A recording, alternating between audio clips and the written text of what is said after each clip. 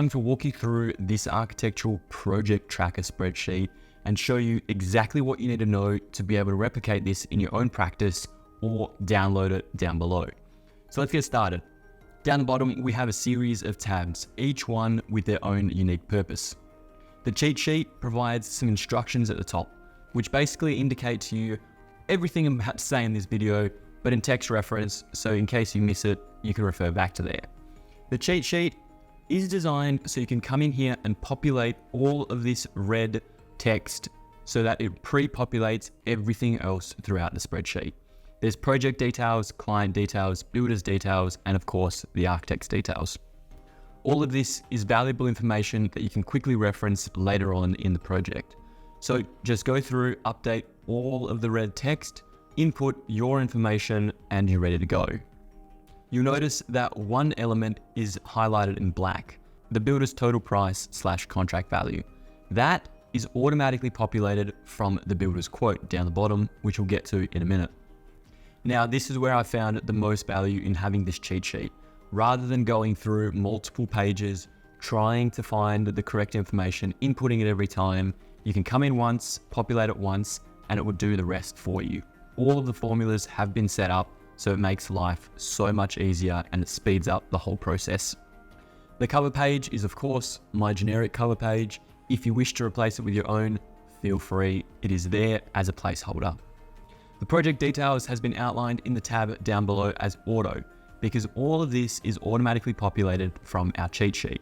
So if we select one of these items, you'll see it is referencing the cheat sheet G28, and of course, cheat sheet G28 is our project address. So everything has been automatically linked, which means you can come in once, detail it, move on. At the bottom, we have an automatic date tracker. This document transmittable date is intended as a print date. So if you print and distribute this entire package to the client, to the builder, to whomever, you have a date specifically in this section so that everybody knows when it was timestamped. Now, each of these sections has everything I have found valuable and required in the project on all sorts of different contracts. There may be additional things for different services and additional things for different countries, but generally I found most of it for Australian work is here.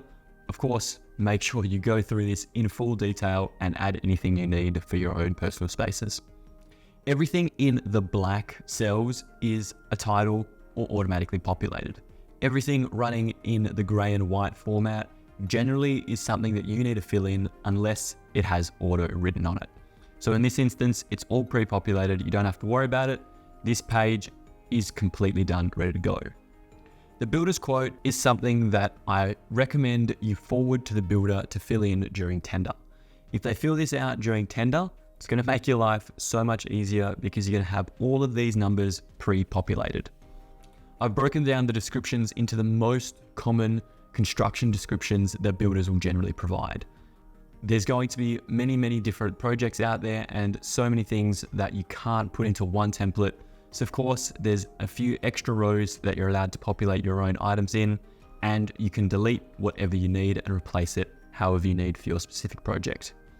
In this instance, all you need to do is come in and place a cost. So let's say the preliminaries on this project are $50,000 excluding taxes.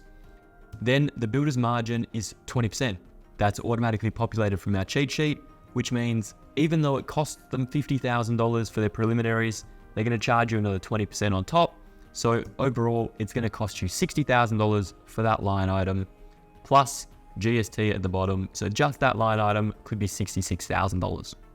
There are subtotals and totals at the bottom, which are of course automatically populated. And again, all we're really filling out is this section here in the spreadsheet. I can revert that back to 0 and it automatically populates back to 0. At the end of this video, we will go through a completed example to show you exactly how this could look like at the end of a project. Of course, when a builder prices something, they can't predict everything under the sun. Sometimes there are variations, sometimes there are changes to the project, true, untrue, justified, unjustified. They need to be added into our project and our budget. In this instance, there is no variations. I haven't placed any examples in, but we could simply type in change of door and window, and then we have our status appear. If we don't include our status and let's say that was a $1,500 change, we'll see the builder's margin for variations is a little bit higher because of our cheat sheet. It's going to cost $375 for the margin, but the approved subtotal is still zero. That's because we haven't updated our status. We haven't approved that variation. If the variation isn't approved, if it's rejected, or if it's pending, it doesn't affect the budget. So the second we hit approve, it automatically updates our approved total. But if we change that to rejected, it strikes it back out as zero. The builder's provided the price, we know what the price is, but we've moved on from that item and we don't need to worry about it. So let's change everything back to zero and move on to the next section. The variations is very similar to the builder's quote, set up in exactly the same way. Progress claims is where it gets a little bit more intricate and where you have to put your time and effort in. Over the course of the project, the builder will start claiming for the work that they've done. Depending on the project, it could be 5 stages for a general architectural home completion if it's through the bank. If it's a custom home and it's paid by cash, it could be 9 claims, it could be 900 claims. But generally, I found that 9 claims is more than enough for a residential home. All of the fields in black are automatically populated and they take it back to the builder's quote. So you don't have to come back in here and update everything every single time. It's automatically there. So if you come into the builder's quote and add random item, we can then go to our progress claim and see random item has been included automatically. When the builder provides their progress claim, generally you ask them to break it down with the reference numbers attached next to them. So if they're claiming $50,000 for their preliminaries, they'll tell you $50,000 against reference 1. So you can then come in, type in $50,000 and the rest will be done for you. Taking the time to input all of this data, each progress claim is going to make life super simple to track this throughout the entire course of the construction period. What you'll see is $50,000 is automatically populated in claim 1, and we have a series of different subtotals. We have our per claim subtotal, which is this whole row here, and blacked out is the subtotal for the builder's total. So as the builder's price increases, this black area increases as well. What we also have, which isn't common in these spreadsheets, is a running per claim subtotal. So claim 1 plus claim 2 is currently still $55,000. But if we add another $5,000 claim here, then claim 1 and 2 goes to $60,500, and claim 1 was still $55,000. So we know how much we've spent to date in total. Obviously that works 1, 2, 3, 4, 5. It's pretty self-explanatory, so I don't need to go through that too much more. The second page is a continuation of the first. All of this is a replica of the first page. Again, you don't need to touch it. And same sort of system, claims 6 through to 9. What we have here as well is the claimed to date, the percentage that we've claimed from the entire builder's quote. So let's walk through an example. Let's say the demolition was $2,000. And we come back to our progress claim. You'll see demolition, including the builder's margin, is $2,400. And let's say the builder has charged us $1,200 in claim 6. That means 50% of the demolition has been claimed for. This I found to be an extremely helpful way to assess actual progress claims. So when you're on site, you go, the builder's claimed $1,200 of demolition. Is there half a house still left? Sweet. 50%, that seems like a fair and reasonable amount. Have they knocked the whole house? They've underclaimed. Mr. Builder, Mrs. Builder, please increase your claim to 100%. That whole thing's gone. Or potentially, that whole house is still there and they shouldn't be claiming a single cent. This is a very, very obvious and easy way to understand how much work has been done based on the amount that they've claimed. Once everything is populated, of course, the total number in the bottom right-hand corner will be the total percentage completed to date. So because we only have 2,600 down the bottom, we have 50% total. But if we were to introduce an extra figure here in glazing, let's say $50,000, come back to our progress claim, we'd see the builders only claimed 2% of their total quote, which also allows us to cash flow and understand what is coming up. Moving on to variation claims. Once again, same sort of concept. The VOs are automatically populated from your variations tab down the bottom here. So anything you type will automatically be introduced into the variation claim. If it's rejected, it won't show up in your approved BOs, same as before. You need to include your per claim for the variations. You can individually place every item in, and everything is replicated exactly the same as what it was for the progress claim, except specifically for variations. And finally, in this spreadsheet, we have our securities and our summaries. This page is automatically populated except for this final row here. This you have to come into and select the drop-down menu to be able to say what the payment status is of that progress claim. Has it been reviewed? Has it been accepted? Is it rejected? Has it been paid or is it overdue? So generally we go accepted. We've sent out our project certificates. The client is ready to pay or the bank is ready to transfer the funds. And then once we've been advised that it's been paid, we simply change it to paid and we can move on to the next stage of the process. The areas here in black, once again, they're populated from our cheat sheet and the rest is all automatically populated as well. So all the formulas have been preset, ready to go, fine-tuned and really created so it is super simple. Anybody can understand if they're following along. So now let's look at a completed example. If we close that, we have our completed example open in front of us. Let's move back to our cheat sheet, which I've left exactly the same as the template. The cover page, exactly the same. The project details, automatically populated, exactly the same. The builder's quote is where it starts to actually change and make a little bit more sense. This information has been populated based on project and showcases exactly how much each preliminary item may have cost. The builder has provided all of these items, which has resulted in a $1.6 million project, almost 1.7. That means if we come back to our cheat sheet, you'll see that same number is automatically populated back to where the progress claim was. So we don't have to double up at all. Throughout this project, there's been a couple variations.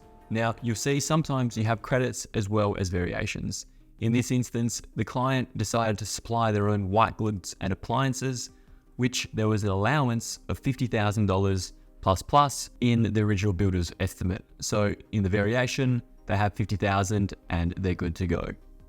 And a few things have changed. Some were rejected, so they resulted in a 0-0, but most were approved. So overall, there was only about $6,000 of variations approved. Very small in the grand scheme of things, considering it's a $1.7 million project. Moving on to progress claims, you'll see that it is data that is populated and numbers are just everywhere. But as you work through it, claim by claim by claim, month by month by month, it makes a lot more sense than just looking at it overwhelmingly in one instance. But what it does provide is an overall holistic example of how the project has gone. So understanding that we've come to claim 9 and we've finished claim 9, we can see that everything has been claimed 100%. There's been no overclaims, there's been no underclaims. Everybody should be happy in this process. We know that the whole project has been finished 100% on budget to the original builder's quote. Now, of course, things have changed and there have been variations. So we have the same approach for the variations. Everything has been claimed 100%. Overall, we've claimed 100% of our variation register and each variation has been accounted for. Last but not least is, of course, our summaries and our securities page.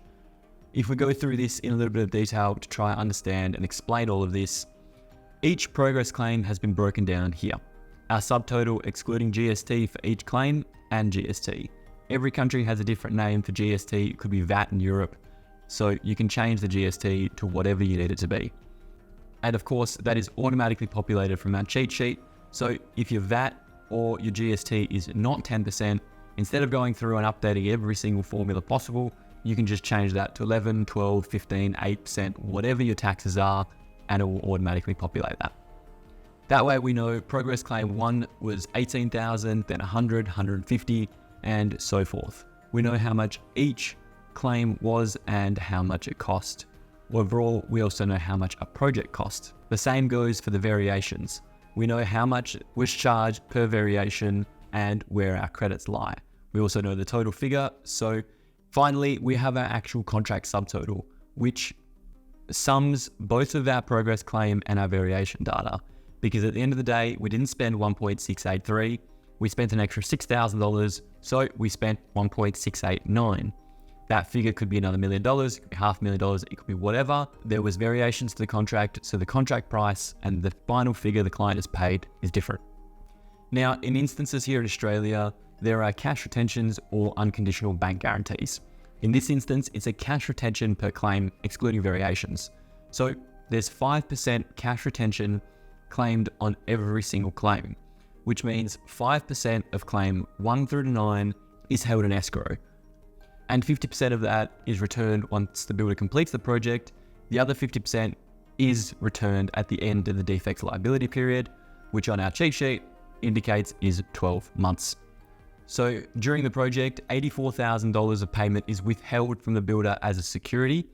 $42,000 of that is returned once the architect deems practical completion has been reached and the project has been completed, and the other $42,000 is returned at the end of defects. This provides a form of security if anything goes wrong throughout that first 12 months. As an example, let's say a box gutter leaks, there's some structural cracking, and the builder just outright refuses to come and fix them. The client has some sort of comfort, some sort of security to go, I need to fix this out of this pool of money, and it's already sitting there as a security. It is very rare that happens, but obviously forms of security in high value contracts are incredibly important, because if anything does go wrong, or if a pandemic happens again and builders go randomly bust, we have some sort of safety net. Now, last but not least is of course the payment due. So even though our progress claim 1 was $18,500, we have to minus our cash retention, which then makes the invoice from the builder $17,500, not $18,500. And all of these items have been paid, the project has been completed. So this 8-tab Excel spreadsheet is basically a decade worth of knowledge and experience. If you want to go ahead and download it, it is available for purchase in the link down below. Save yourself a ton of time. Trust me, it is worth the money. You don't really want to spend hours replicating this, but you're more than welcome to. Either way, I'm just hoping that this is going to be able to provide you with some more clarity, some more insight, and help keep your projects on budget throughout the entire project. Anyway, that's all from me, team. My name's David Tomic. I hope you enjoyed the video. If you did, hit the subscribe button and the notification bell for more weekly content.